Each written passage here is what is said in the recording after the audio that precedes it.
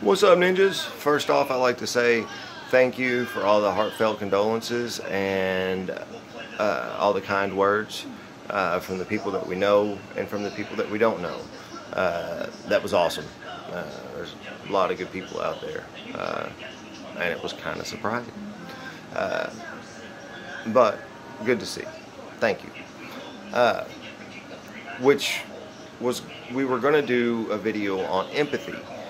But on the car ride up there, we were talking about it, and things started getting a little bit negative. For instance, why some people are empathetic for people that they shouldn't care about, while they're not empathetic for the people that they should care about. One would see from, one's perspective. And that led into a lot of negative emotions going on. So we scratched that, got away from it. There was some negativity earlier this week, and I started backtracking myself. Started heading down that road, and stepped in, took 2 steps in, and almost fully was dedicated to it, and then turned around and went back. Realized what I was doing and pulled it back. So it's all a progress. Like I said, just because I'm saying and we're doing these videos doesn't mean that I know everything, or I'm right on everything, or I'm not still working on it, as it were. I'm just telling you what I figure out from my own perspective, which is actually what we're talking about. An analogy I always like to give about perspective, and it started about 2 years ago. We were sitting down having an important conversation and talking about different things and how we were going to deal with things in the future. And I looked at the doorknob here. Not here, but a doorknob. And I said, well, it's kind of like this, when I was explaining it to the boys. I said, if I'm standing here and I'm looking at this doorknob, and then you're standing over here looking at said doorknob, we're looking at the same doorknob, but we're seeing different images. We're seeing different things in the doorknob.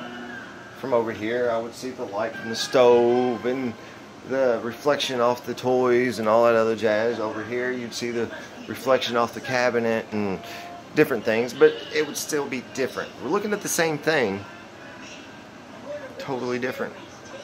Both beautiful. All the lights, pretty colors, all that stuff, but different. From my perspective, it looks dark on one side, the same side they're looking at, and that's because I don't have all the facts. I don't see what all they see. I don't know what all they know.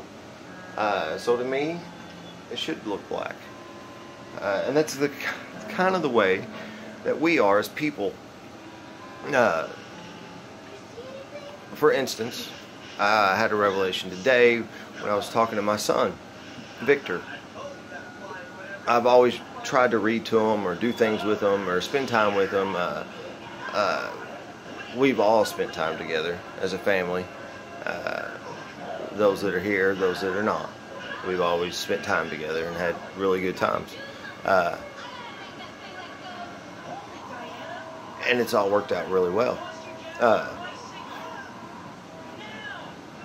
One of the reasons I do that is because I remember when I was a kid, like I said, I had one parent that passed away. Wasn't a very good parent, not a good mom, good friend at times, but not such a good parental figure. My other parental figure is, we have a rocky relationship. But anywho, when I was growing up, my grandparents, who I had great grandparents, 2 different sides to the same coin. One worked hard with his hands and had many jobs, jack of all trades, down in the trenches, POW, World War II, Korea. And then my other grandfather, well educated, didn't have as many jobs at all, very successful, used his mind, just great grandparents. Both gave me life experiences from both perspectives, working class to like the middle class. So I got that kind of perspective. And then I would go home and be lucky if we had electricity on and eat bologna sandwiches 3 times a day. But anyways, so I was lucky in that aspect because I got different views from things. But I was always worried the kids wouldn't get that grandparent experience.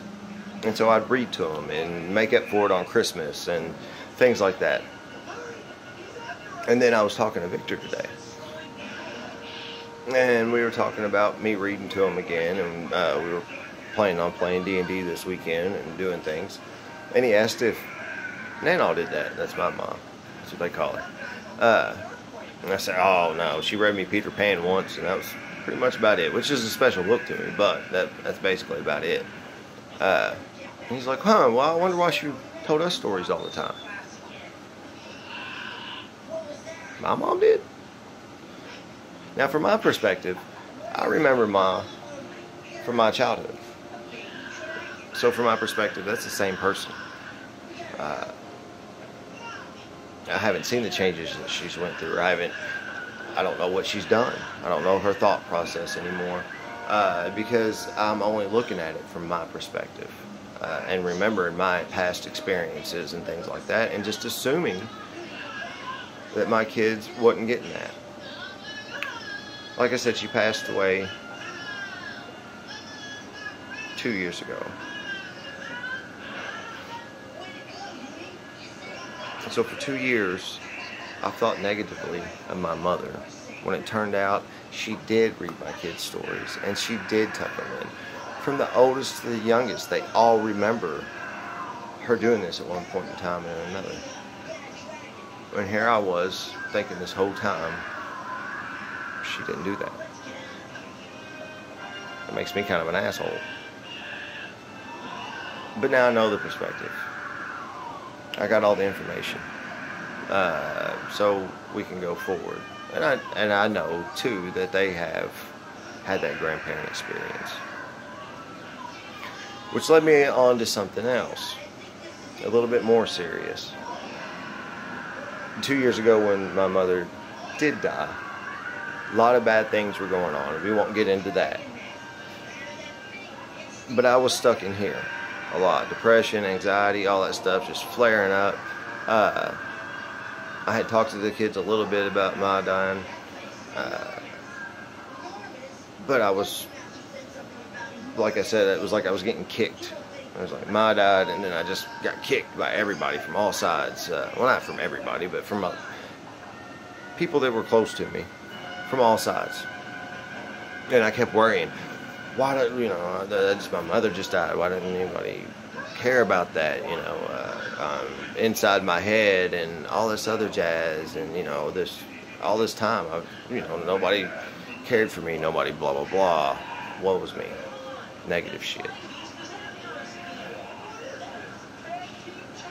I've held that with me for a while, long while, and then today I realized, if I was worried about me, and nobody was worried, well, certain people weren't worried about me, and I was worried about those people not worrying about me. And who's worried about the kids? So I asked them, oh my God, did I console you? Well, yeah, but I could tell I didn't do what I needed to. Did I talk to you enough? Well, yeah. You were really upset. We understand. Boom. Right there. That's the problem. They understood. What did they have to understand? That Dad wasn't there. Even though I thought I was. I wasn't. I was stuck up in here doing the whole woe was me negative shit. I was essentially doing to them what I was bitching about me, or being done to me. And they were being cool about it. Of course, I still had talked to them, and somewhat, but I didn't do what I was supposed to do as a dad, as a parent, as a human freaking being.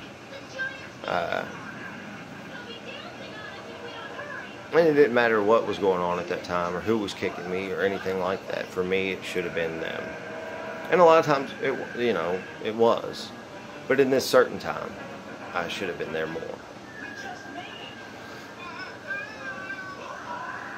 and went on to another thought process as well.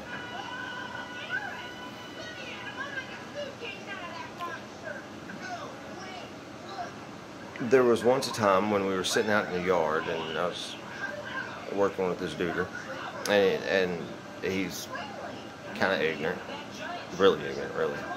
And he keeps on talking about these rocks, and he keeps on calling them in heads. And when I say in heads, I'm not talking like, native heads. He's being racist. And I was like, are you talking about these? And I pick up this rock and stuff like that, and my kids were running around, and I had to stop the whole in head thing. I was like, check this out. And I grabbed a hammer, and I busted it open. It was a geode. Beautiful on the inside. This dumbass has been missing it because he didn't know what was on the inside.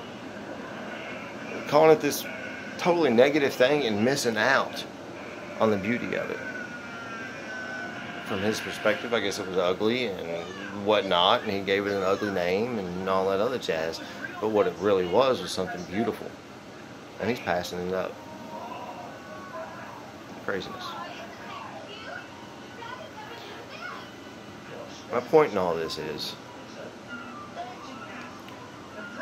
there's many different perspectives from everybody. Everybody's got their story. Everybody's got their memories. Everybody's got their fears. Everybody's got their demons. And they like to fill in the blanks. I like to fill in the blanks. And it's something we have to work on. If we're going to move forward as human beings, we have to start looking at other people's perspective. Nice guys finish last. Here's last story, and I'll end it, I swear. Nice guys finish last. Last year, I was getting yelled at for being a nice guy. You're too nice. You're too nice. I didn't understand until recently what that meant, what they were trying to say. All I took was the defensive attacks, all that stuff. Now, these people did care about me. They do love me, all that other jazz, and they were trying to tell me something that was bothering them and all that other jazz, and I just lashed out because it felt like they were attacking me. And what they were trying to say is I was too nice to the point to where I was hurting myself and hurting other people. But where I was too busy holding on to the negative, I didn't see what they were saying. And that sucks. That also makes me an asshole. On my end. I'm not talking about theirs or what they did wrong or anything like that or anything else. I'm just talking about me. I handled it wrongly because I didn't understand. I couldn't wrap my head around somebody yelling at me over being too nice. Nice guys do finish last for the simple fact that a nice guy that is so blind to himself will give his shirt away to somebody that needs it, which is awesome. And you should, especially women, children, all that other jazz. But they will do it to a fault in the fact that they will freeze to death in a snowstorm just to be nice. And I believe that's the point they were trying to make to me. All this time I've thought wrongly of my mother.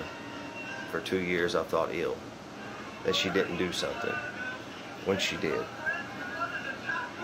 A gentleman who missed out on something beautiful because he couldn't get past stupidity. I missed out with healing with my children and myself because I was too stuck in here and worried about why people didn't love me, focused on negative. You need all the information before you make your judgments. Look at it from the other person's perspective, for real. Not just with your spin on it, from their perspective. That's all I got. Take it, leave it. It has been a rough day, been a rough few years. We're working on it. It'll be all good. Till our next idea. Peace out, ninjas.